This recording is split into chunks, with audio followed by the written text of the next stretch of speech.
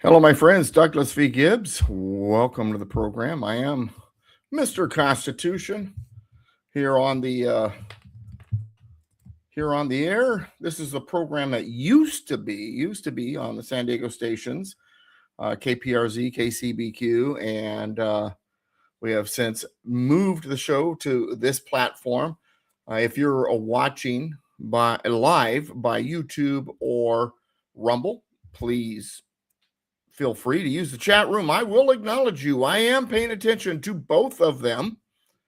If you're watching later, be sure to comment, especially if you have something you'd like to say, or for that matter, go to douglasvgibbs.com and hit the ask up there in the link bar at the top. If for some reason a couple people had trouble finding it, it says Ask Doug. It's real simple. You go to the website, and at the very top, there is a link bar. It says About, then Radio, Videos, Classes, Blog, Upcoming Events, Ask Doug, Join, and Books. Hit Ask Doug, and a little form will pop up on the screen that will allow you to then shoot me an email to the one that's attached to that website, and then I'll respond. And so if you want to, have me talk about something on the program, whatever it might be. As always, a lot to talk about. That's one thing about living in the world we live in. There's always plenty to talk about. And this one caught my attention. And I've actually seen this before. I remember when this particular story first emerged. Now it's a case that the United States Supreme Court has agreed to hear. And it's regarding the growing tension between religious liberty and these leftist anti-religious zealotry.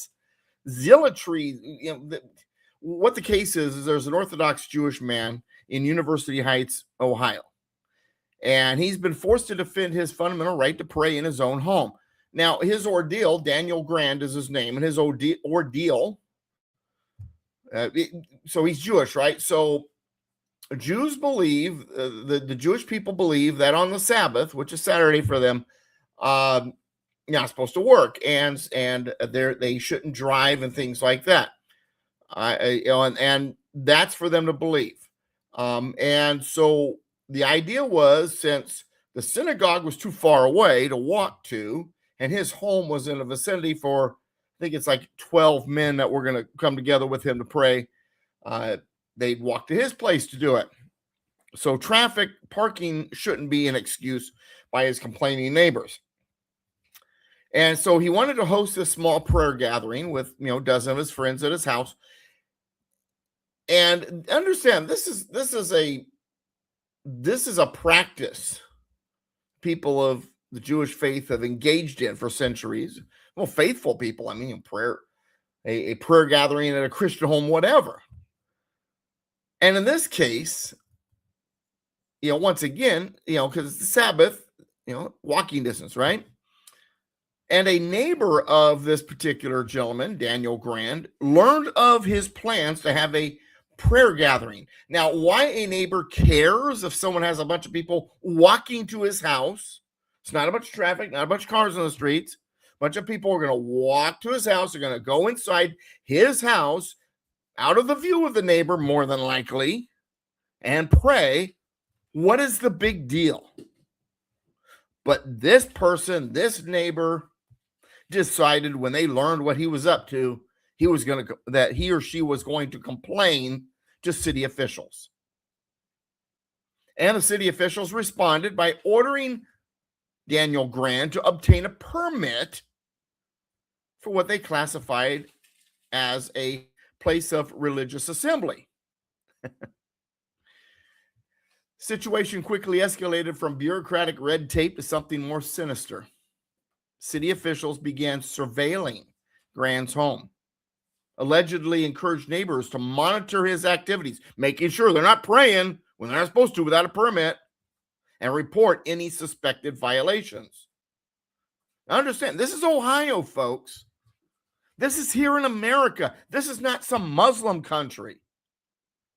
And when Grand attempted to comply with the permitting process, well, I should say it's not some Muslim country or some communist country or China or whatever. Heck, I wouldn't even be surprised if it was going on in Europe, but in America. Anyway, so Grand decided, you know what? fine. I'm not going to fight it. I'll just go get the permit. So he goes down to get the permit, and then he discovers that there's an impossible catch to it.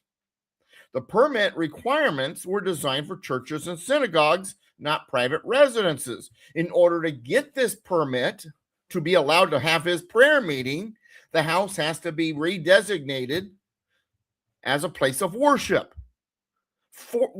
So in other words, obtaining the permit would effectively force Grant and his family to stop living in their own home.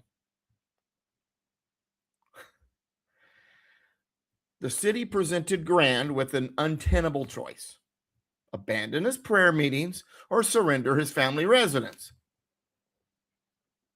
So he decided, you know what? I'm suing. This is ridiculous. This is crazy. He gets to the first court, and the federal judges say, there's no harm done because you didn't actually get the permit. They just told you what would happen. You have to complete the permitting process. You have to get the permit. Then they have to create the harm and force you to either not live in your house or deny your permit or something. There's no harm here because this is all what is being said will happen, but the harm has not actually happened. Therefore, you have no case. You've got to complete the permitting process first in order to have a case. So what's been created between the judges and the bureaucrats, who no doubt in my mind all hate anyone who opposes their idea of a secular collectivistic system, an administrative nightmare designed for commercial religious properties, not private homes. This case represents a disturbing precedent. If opening one's homes to friends for prayer now requires government permission, it's bad enough I've got to get a permit to, fish and hunt and, and God knows what else. But now you got to get a permit to pray in your home with friends. If that's the case, if anybody's got to get government permission, and then once you do so, it transforms your private residence into some type of regulated place of religious worship. The religious freedom in America is facing more than merely a grave threat. Now, how I found out about this is I received emails from the Alliance Defending Freedom. And this legal organization does not charge their clients. They operate on donations. So, of course, the email is like, this is what's going on. We need your help. They've taken up the case, representing him before the United States Supreme Court. Remember, I said earlier, it's getting to the United States Supreme Court now. It's the reason why I finally, this is something we got to talk about. Alongside co-counsel Ulrich Harrington and Sutcliffe. And the argument strikes at the heart of what it means to have religious freedom in America. The ability to live according to one's faith without government interference. The implications of this case extend far beyond one man's prayer gathering. When government can require permits for private religious expression in one's own home, it sets a dangerous precedent that could affect Americans of all faiths. Now, mind you, the hypocrisy here. I was reading somewhere that at a particular, I can't remember if it was an airport or some other public place where they are installing foot washing rooms for Muslims. But you better not pray in your home with your Jewish friends or your Christian friends. And understand, the fundamental right to exercise one's religion freely, First Amendment, means little if that expression can be regulated out of existence through unreasonable permitting requirements.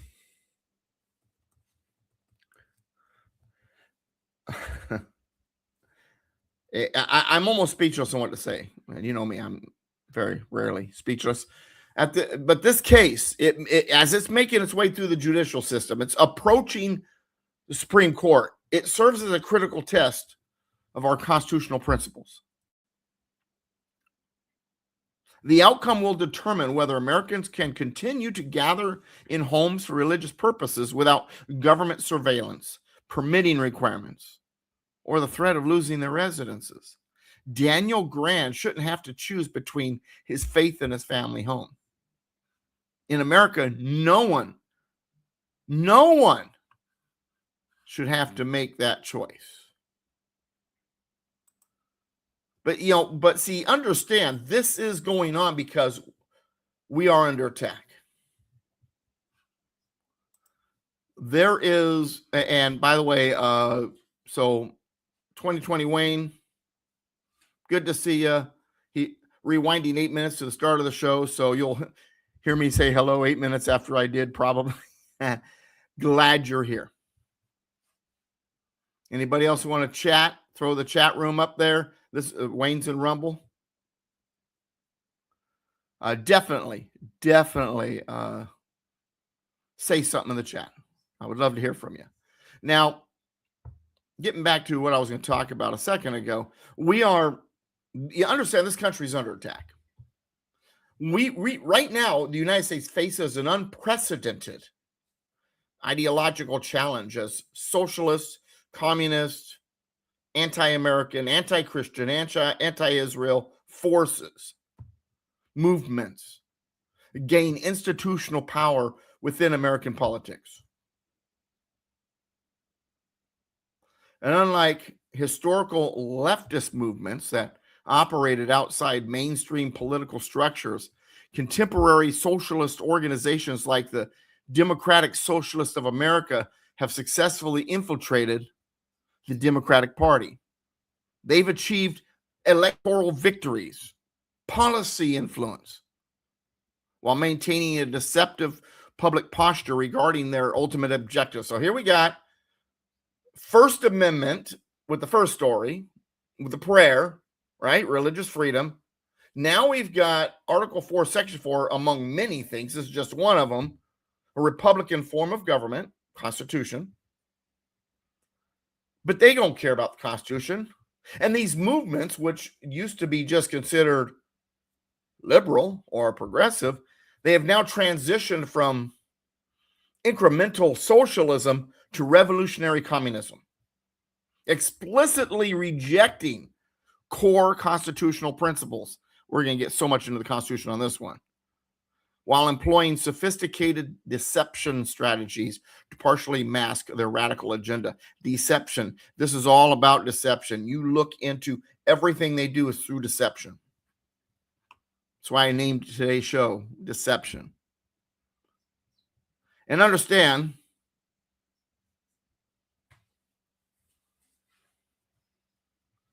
that American socialist movements have historically maintained careful distance from communist terminology and imagery due to communism's association with authoritarian regimes, historical atrocities. Now, this strategic distinction has eroded. They're not hiding like they used to. They're not saying, oh, we'll just inject a little socialism at a time. And Wayne is suggesting that I do a show specifically geared towards these folks so they can really learn. I've got some stuff that I've written. We'll see what we can do, Wayne. Good idea. Because the problem is they've been brainwashed. They don't know history. I mean, history. I'll get into University of Michigan in a little bit and what they've done with grades, and that'll kind of help explain a little bit the problem. But see, because they used to hide it, they used to like incrementally, slowly inject socialism because they knew that if they did too much at once, people would notice and go, whoa, wait a second, that's destructive. We're not for that. But now, I mean, the mask is off. The radicals of the Democratic Party don't claim the distance from socialism they used to. They're still kind of saying they're not necessarily socialist or they're communist yet. Of course, the more they say that they're not socialist, the more they act like they are. And I have noticed that they are beginning to become more comfortable with the term communism. The guys like Hassan Piker, I'm sure you've heard of Hassan Piker, right? He's a leftist influencer, I guess you call it that. He does a lot of, podcasting and all that. He's becoming increasingly visible as a spokesman for the Democratic Socialists of America's political network. He's been openly declaring hostility toward America. He has said things like America deserved 9/11. Saw him in another video where he said he didn't have any sort of patriotism in his heart for America. Fine. Where is your patriot? Where would you be? Go there. It's my first thought. And then I saw a video, I think it was yesterday. Was it yesterday, that one where you kind of likened it to someone we know when he was getting on? Okay. Yeah, my wife to my right. He's like, the veins are popping out of his neck, right? He's all ticked off. He looks like he's ready to, rumble. And he's like, oh, kill those MRFers, murder those MRFers in the streets. Let the streets soak in their effing red capitalist blood. And it reminded me of a lot of these millennials and some that are slightly older, slightly younger, but these guys, these puffed up chests, think they're, bad, whatever. They're influenced by a culture that misunderstands what masculinity really is.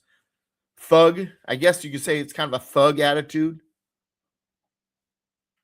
Do unto others before they do unto you kind of attitude.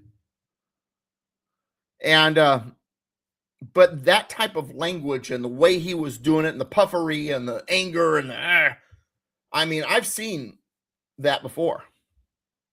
I've seen it in the Bolsheviks. I've seen it in and read it in readings about other communist movements.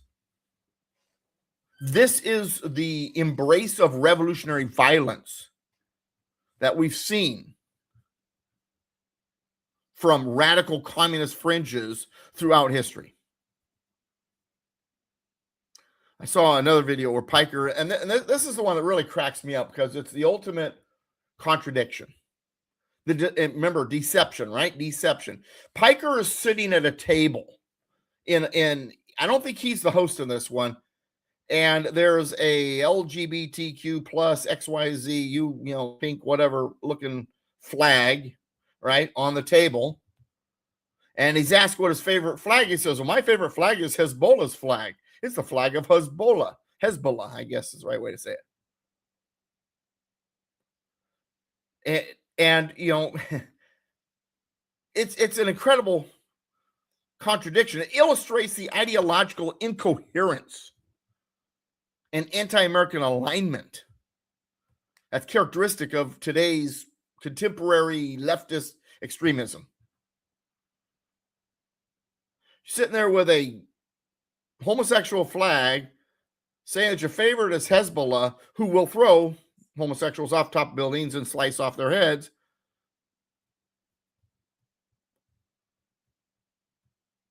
I agree, homosexual is not a good thing, but that's not for me to be chopping off someone's head over or throwing them off of buildings, right?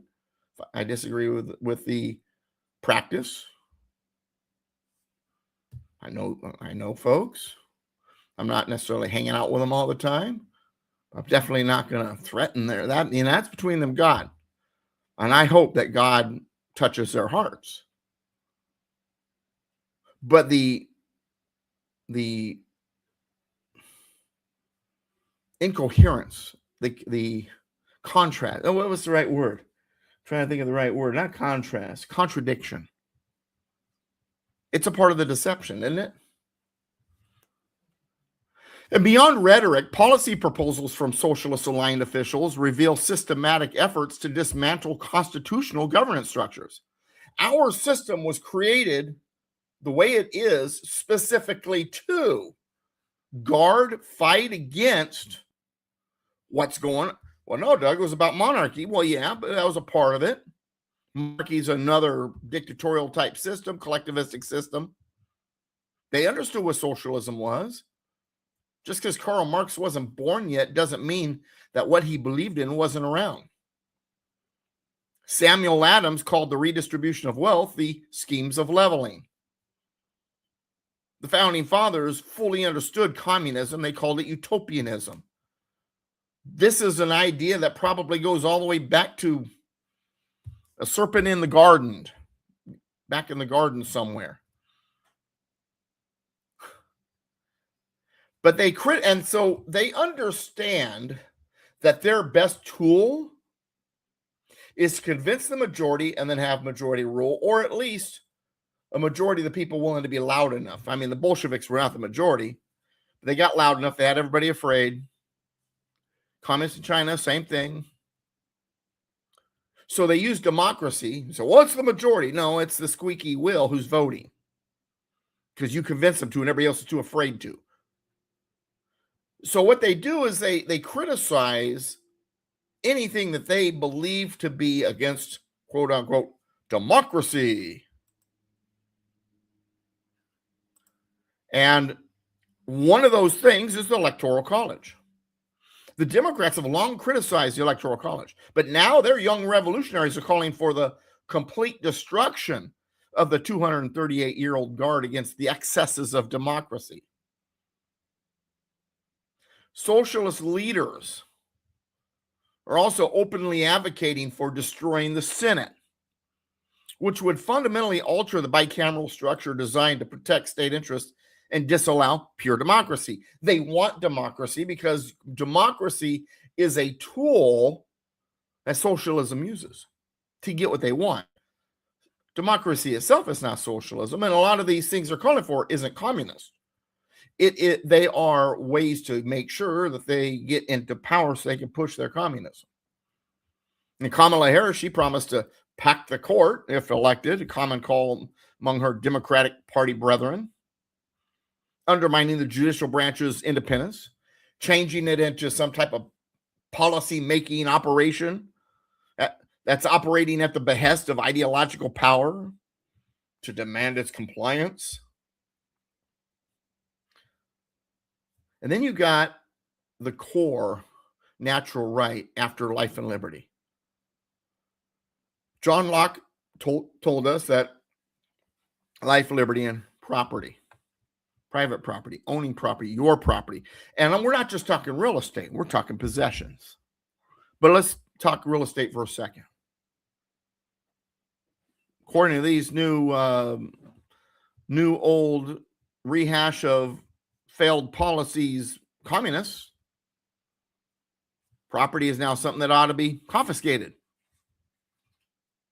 New York City Mayor Zoran Mamdani claims he will confiscate private property if landlords are deemed poor custodians of their own property, because the government does so well with it.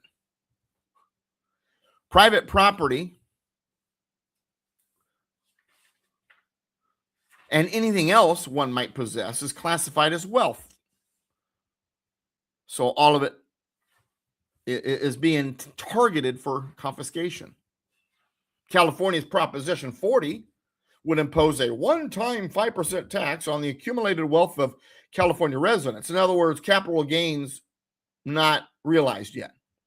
Well, if you got property worth more than more than $1 billion, well, cough it up. Most people who are worth that don't have that in cash.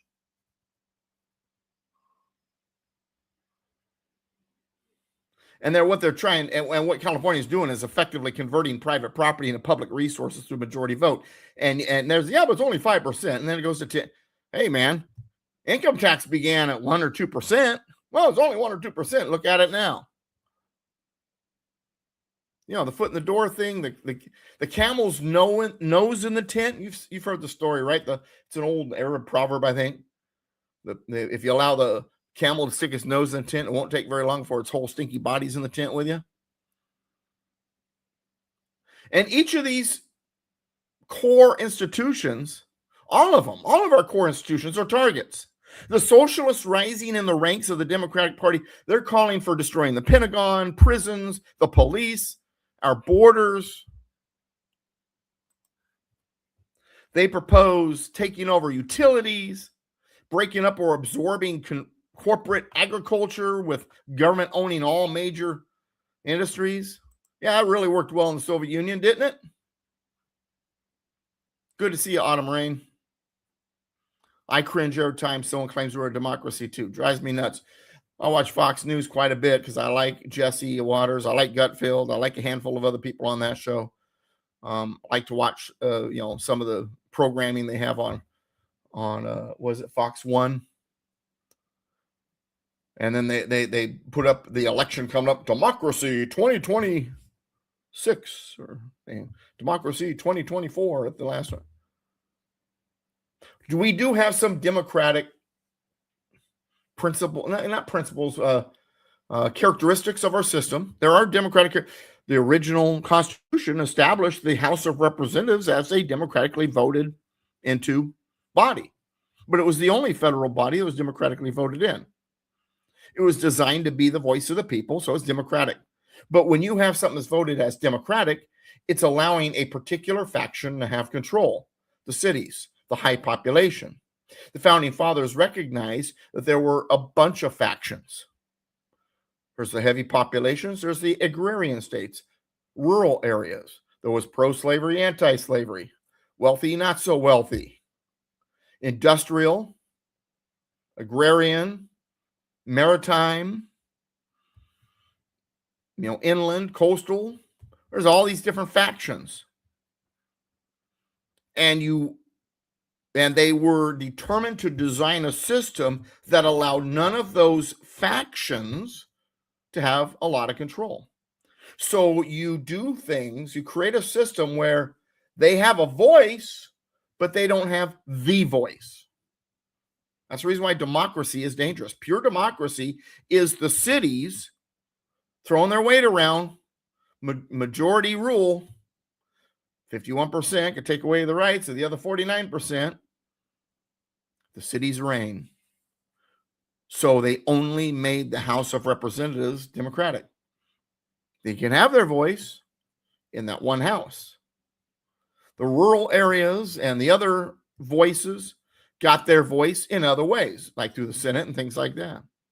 It was all designed to distribute the power in such a way that no faction could take control. The socialists, these DSAP, they understand that. And they understand that the way to get control, to be the dominant faction, is pure democracy.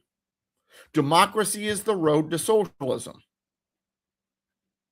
Every time. Ultimately to collapse. So you have the socialists out there pushing their, but the thing is, getting back to the deception part of this, they use systemic deception to obscure what their revolutionary objectives really are. Oh, we're just trying to, no, it's more than that. This is a revolution. It's insurrection. These socialist candidates have been constantly and consistently hiding their radical agendas during their campaigns. That's usually what they do. But what happens is then they accidentally say it, or some old video comes up. Oh, well, I didn't really mean that. Oh, that was woke one. It was nuts, said AOC. Oh, I don't necessarily believe that, says Syed, Abdul El Sayed. These socialist candidates hide their communist adjacent agendas during elections, but then once in office, once they're drunk with power, once they've got it and there's nothing you can do about it, they find socialism too wishy-washy and they go full communist on you. Abdul El Sayed, that Michigan guy, his campaign exemplifies this approach. After winning Michigan's Democratic Senate primary, approximately 100 YouTube videos documenting his radical positions were suddenly made private. You couldn't watch them anymore. And they included things like him calling for replacing the Second Amendment with a constitutional guarantee to health care, dismissing any border concerns. Other candidates have had past statements also dug up. Each of them laughed about it and either said something completely the opposite in response or joked that they've grown over time. Well, it's not necessarily me anymore. Okay. Prove it. You can't. You don't understand the opposite position. The greatest use of deception, though, has been through the use of language itself. They play this game. Economic, I'm trying to remember the one Mom Dami uses. That's off the top of my head now. Economic something.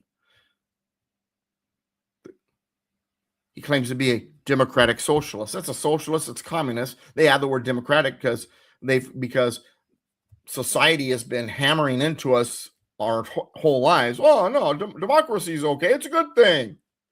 So put democratic in front of socialist. Why, you've got something there.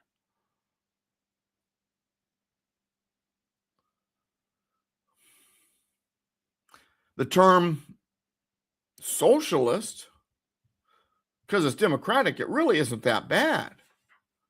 Never mind that you heard that I at one time advocated the abolition of private property. Oh, the term defund the police. Oh no, it's no. We really don't want to defund the police. We just want to reallocate resources rather than get rid of law enforcement like you're claiming. Language and policies regarding illegal aliens, right? Well, it's undocumented migration or immigration. And if you're against it, you don't like immigration. Yeah, and the drug dealer up the street is an undocumented pharmacist, right? Undercover recordings reveal how illegal immigration is being exploited for political gain. DSA official Diana Marino stated, "You don't have to have papers to have power," explicitly acknowledging the use of undocumented immigrants as political assets. This strategy mirrors historical communist tactics of importing dependent populations to create revolutionary constituencies. All you have to do is look at history. They're using the same playbook. It is clear that the American socialist movement is simply replicating patterns from historical communist regimes, despite their catastrophic human costs. And what is on the horizon, if they were to gain power, is chilling. Mao's revolution, the victims were kneeling beside cheap coffins, their hands tied behind their backs with wire, about 6 security police moving nonchalantly along, shooting them in the back of the head. Contemporary leftist rhetoric is advocating violence against capitalist echoes that revolutionary methodology.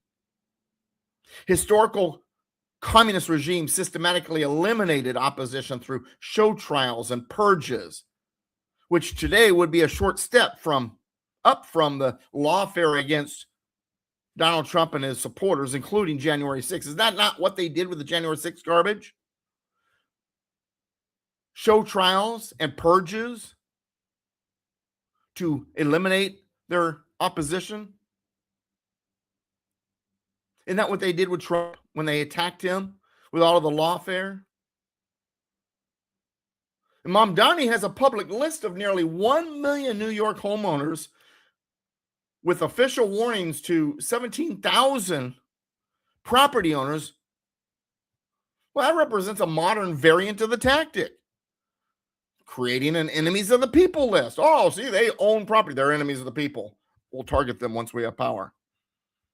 We'll line them up. They won't say it out front. They won't say it to you now. But once they have the reins of power, I mean, I've had thoughts of like Nigeria, or Rwanda.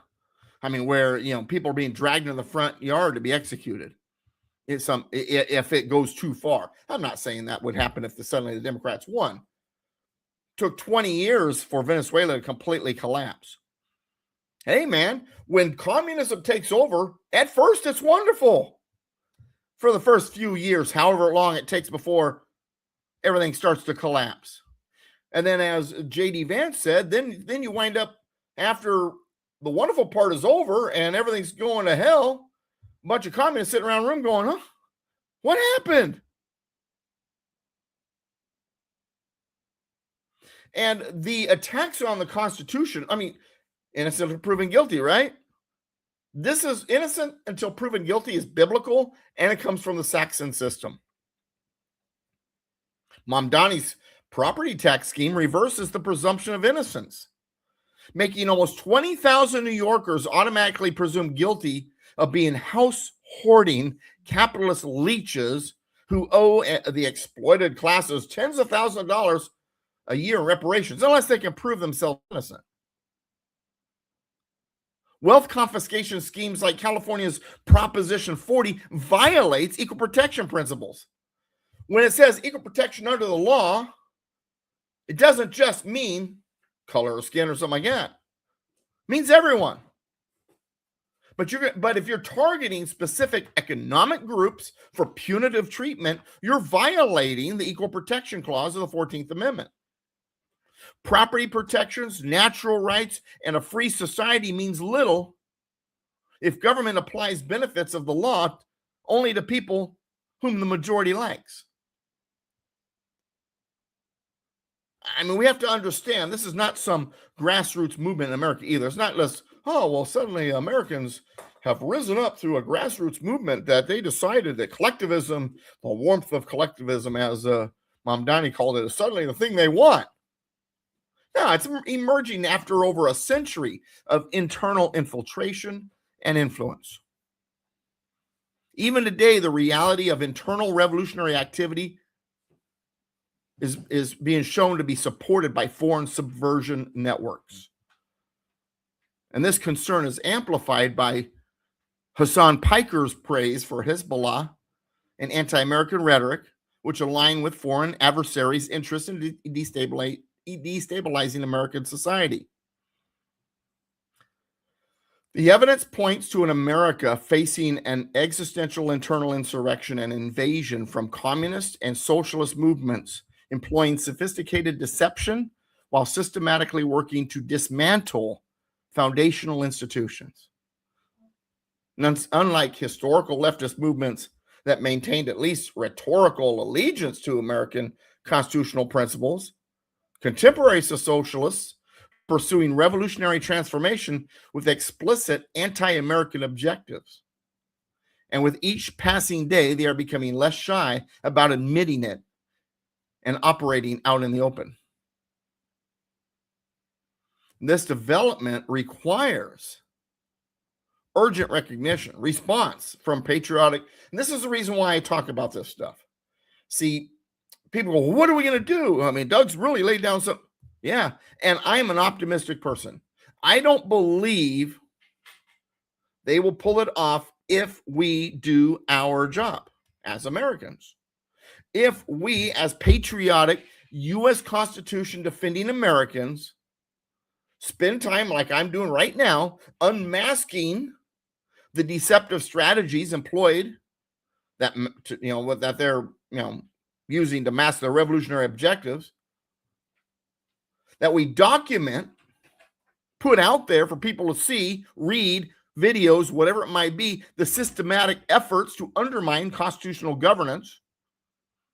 If we build coalitions to defend constitutional principles against subversion, be a member of your local group, whatever, and then run for office, obviously. And if we develop strategies to counteract the institutional infiltration of anti-constitutional ideologies, and I'm a firm believer that strategy begins with education. You can't fight against something you don't understand for something you don't understand. Education is the very beginning. then we have all kinds of options available to us. One of them is petition the government for a redress of grievances. I am working on a new book about that. That's my next project. It's my next book coming out, hopefully by the end of the first week of September. So I want to have copies available because I'm going to be in Boise, Idaho for a 3-day event. September 17th, Constitution Day, 18th and 19th. Hoping to have that with me. Hope you can come out and see me. Gosh, Doug, it's kind of a distance for me to get to. Really? Come on, man. Come visit me in Idaho. Let's get together. Let's form a coalition. Let's stop this stuff.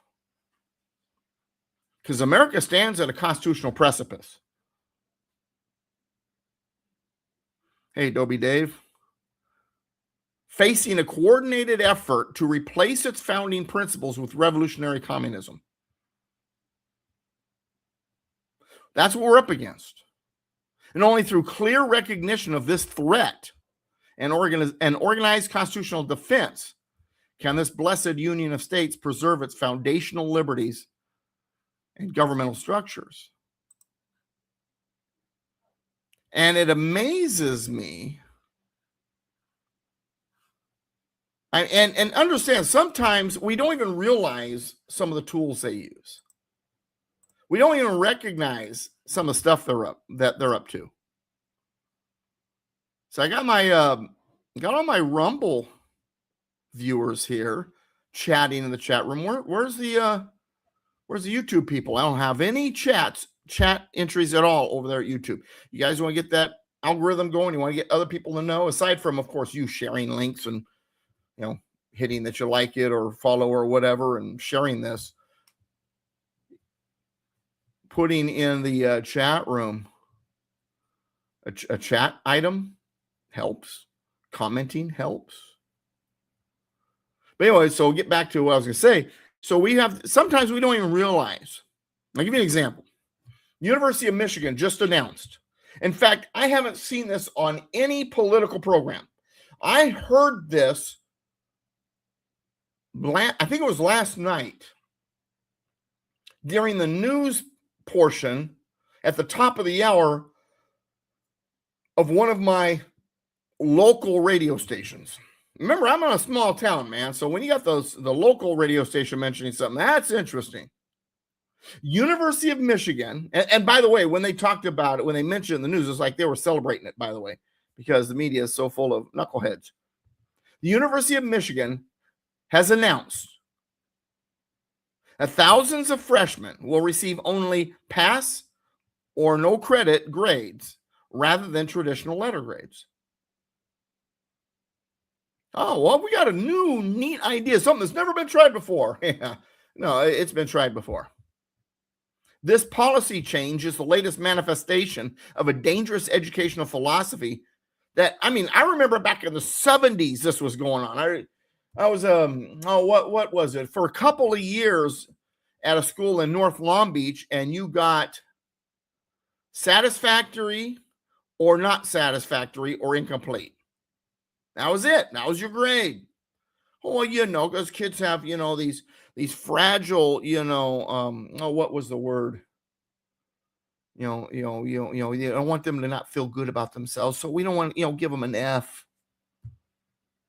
This stuff was going on when I was a kid in the 70s. It's nothing new.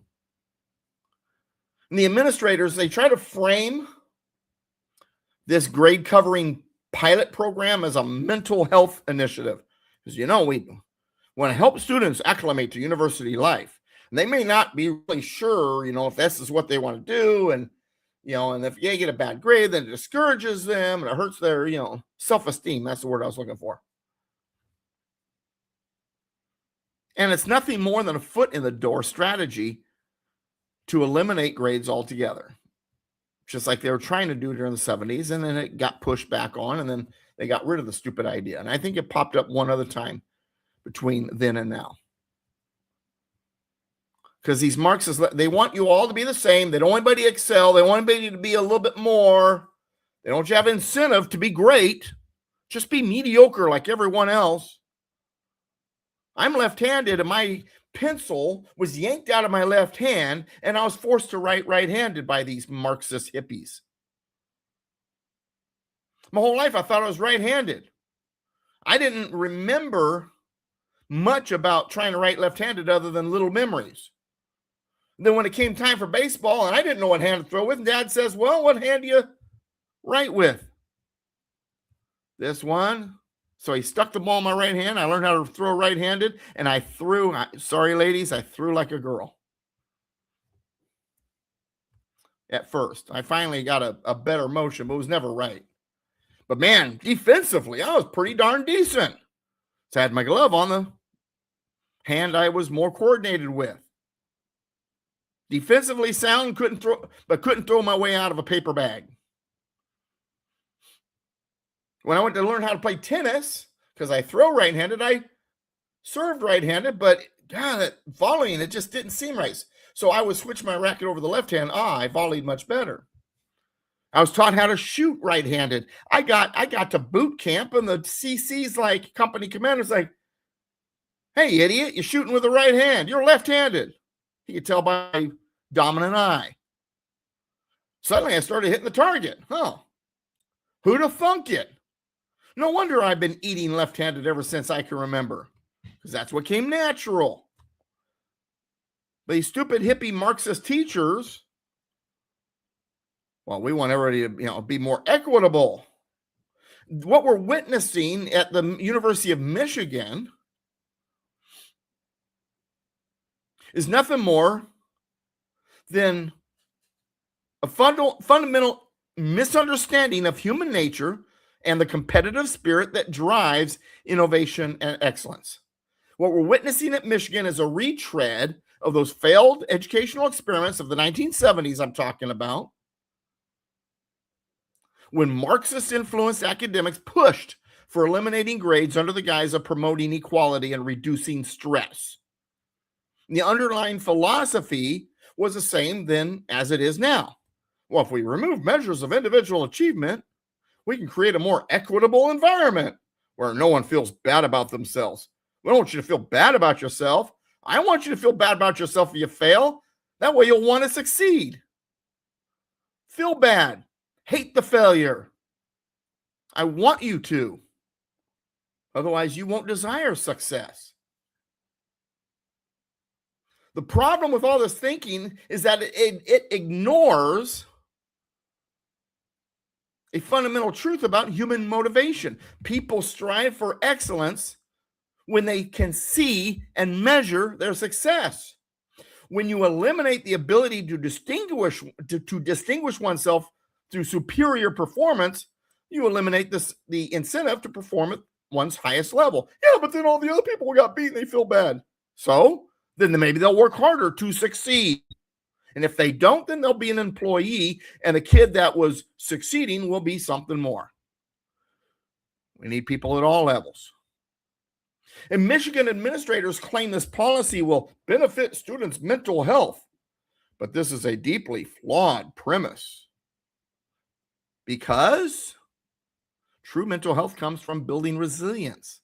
It's sort of like the COVID garbage. Oh, well, we need to protect everybody from getting...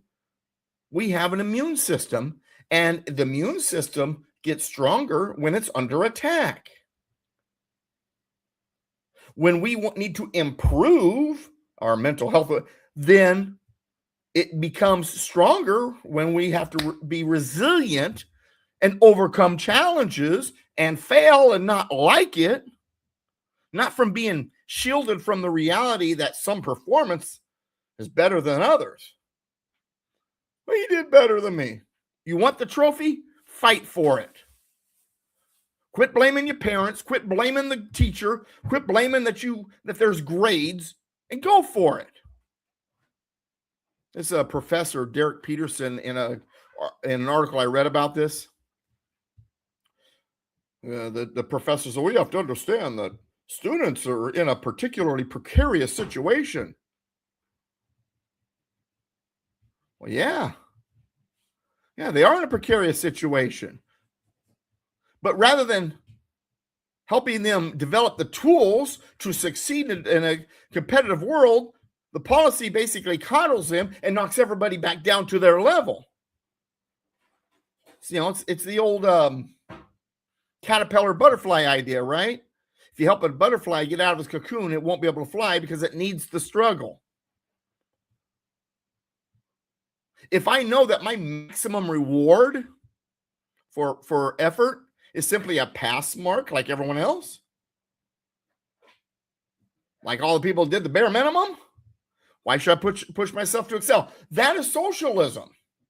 This is what happened when the Pilgrims first came to America. When Jamestown, they tried this.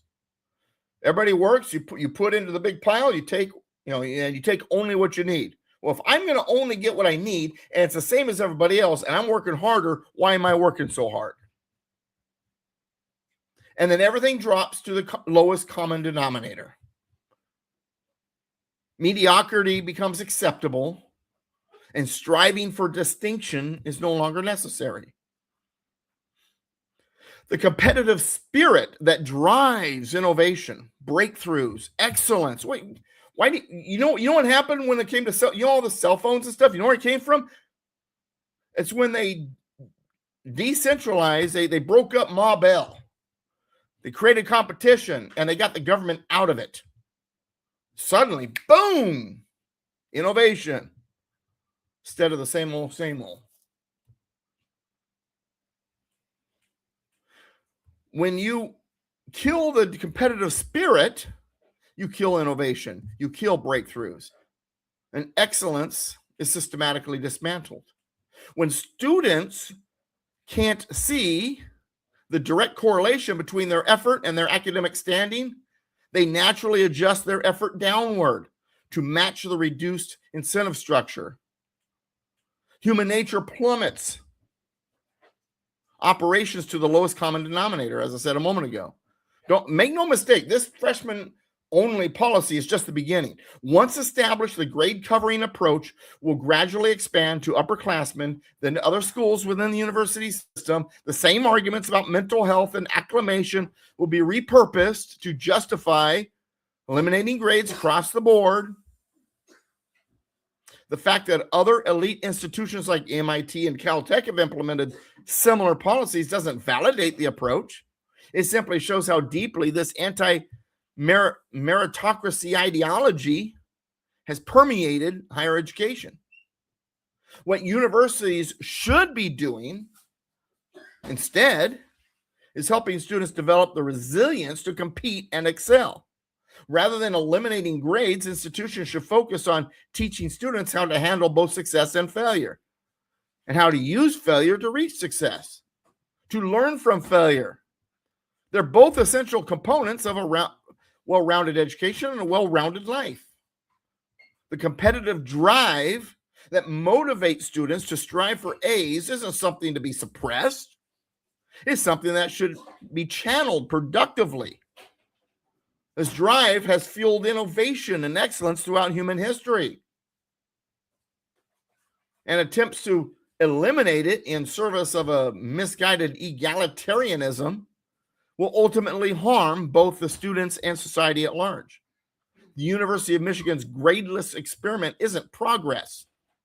It's a regression to failed educational philosophies of the past, dressed up in modern mental health rhetoric. And unless we recognize it for what it is, a disincentive to excellence, then the approach will continue to spread. It'll be like the 70s all over again. And they'll erode the competitive spirit that has made American higher education at one time the envy of the world.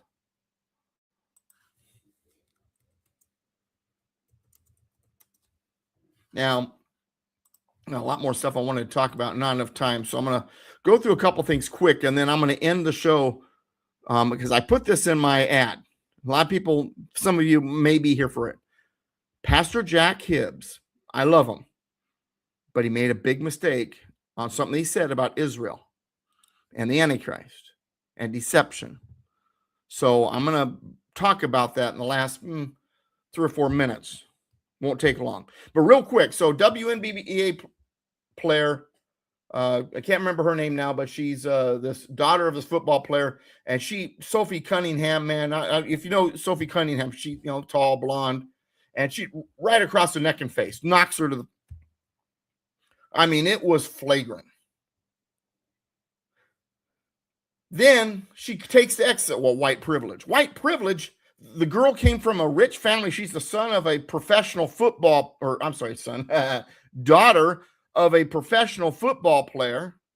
Nice life. Sophie grew up in Missouri on a farm, worked her butt off to get where she's at. And she's the one with white privilege. But then this WNBA player has done it twice since against white players. What's going on here? And this is all because Sophie Cunningham said, hey, men don't belong in girls' sports. But what was worse is that Sophie's coach essentially sided with the attacking player from the other team. Then I saw a video in Massachusetts of the governor signing a law allowing abortion up to the moment of birth. So if 5 minutes before that child's born, you want to kill it, it's legal. And the thing is, this is not the first state. There's 10 other states that have that law. Most people don't realize that. And as she's signing this law for child sacrifice, all of these anti-biology supporters are probably also are pro-trans and all sorts of stuff, and they're clapping, they're cheering the death of babies. Then there was an article that really blew me away. And now I go this quick because I'm running out of time here. And this amazed me. So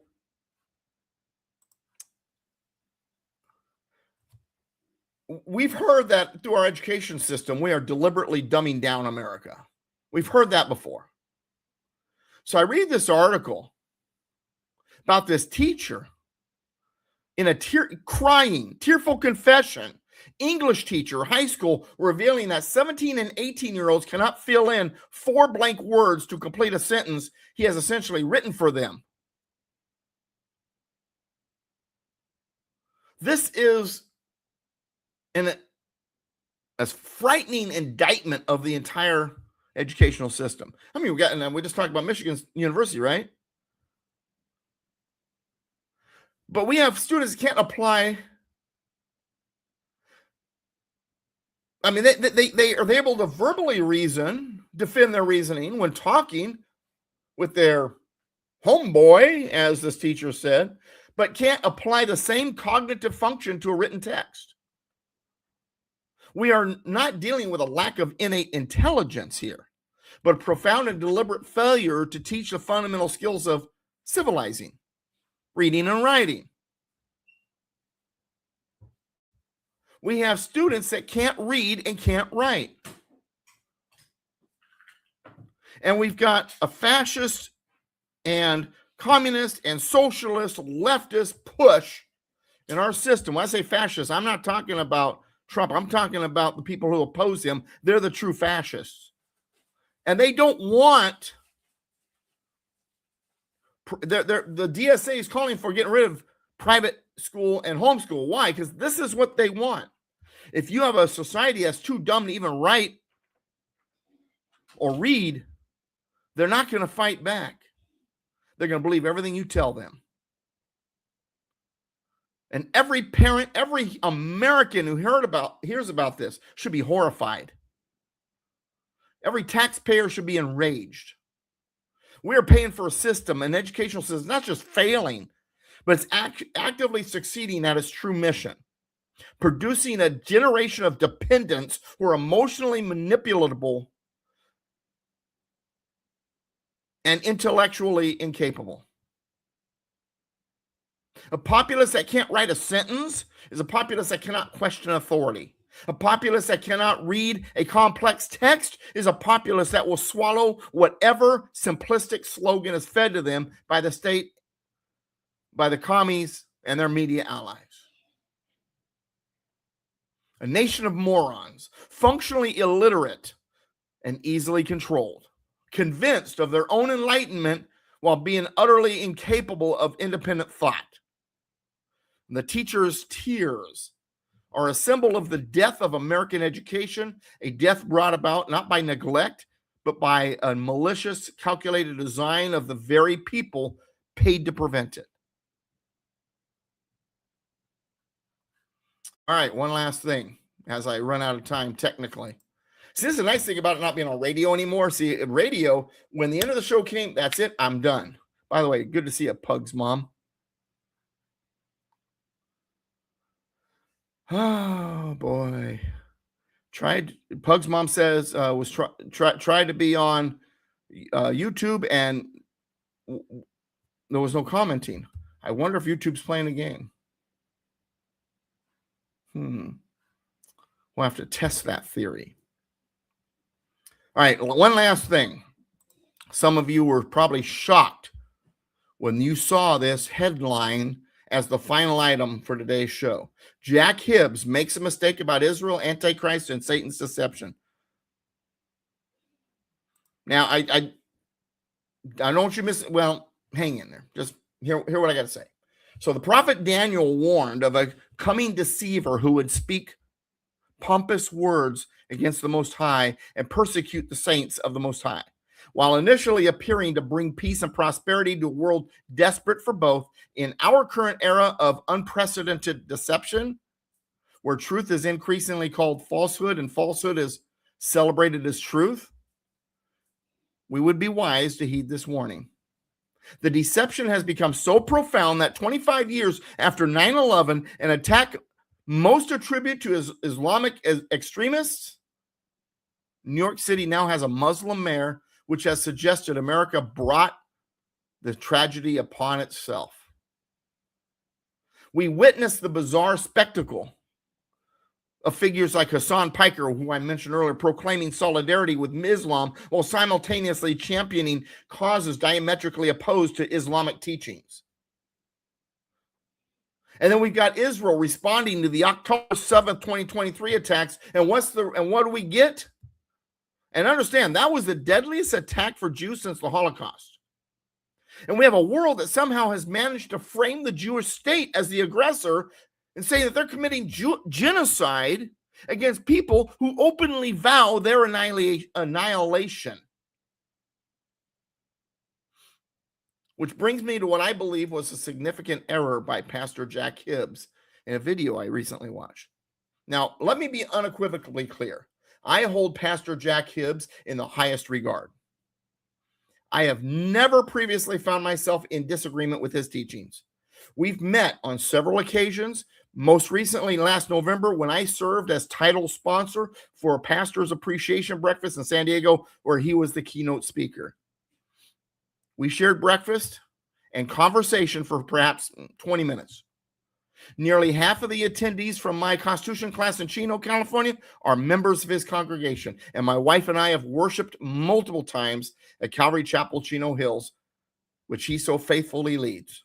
Pastor Hibbs is an exceptional leader, teacher, devoted shepherd of God's word, and a compassionate man whose impact on both faith and constitutional understanding in America has been profound. I am deeply grateful for his ministry. Nevertheless, I must respectfully challenge a statement he made in that recent video that I just watched yesterday or early this morning. In the video, he states with conviction, it's a video about the Antichrist, about the coming, I mentioned in Daniel, right? The coming deceiver. Will Israel be accepting a Muslim Antichrist? I don't think so. Now, like all of us, I cannot claim to know the future with certainty. But I have studied Islam. I have come to realize that Islam is going to be very, very intertwined with end times prophecy. Perhaps the Antichrist, definitely the Antichrist system. And I have studied deception extensively, its methods, its effectiveness, its devastating consequences. I'm a historian. I look at history. I see what happens after the deceptions in history. I understand through observation in history how masterfully Satan employs deception to achieve his ends. Now consider our current reality. We talk about deception and contradictions and all the other things that go on. Tel Aviv ranks among the world's most homosexuality-friendly cities in the world. A mere 2 decades after Never Forget became our national mantra regarding Islamic terrorism, a Muslim mayor presides over New York City. We see homosexuals and transgender activists marching in solidarity with Palestine, while feminists praise an ideology that in places like Afghanistan proudly denies education to girls and common rights to women. We witness Christians embracing false doctrines like preterism and replacement theology, while openly homosexual individuals lead churches in God's name. In this climate of spiritual and moral confusion and insanity, I cannot definitively declare that Israel would never accept an openly Muslim world leader. Pastor Jack Hibbs did. He said, will Israel accept a Muslim Antichrist? I don't think so.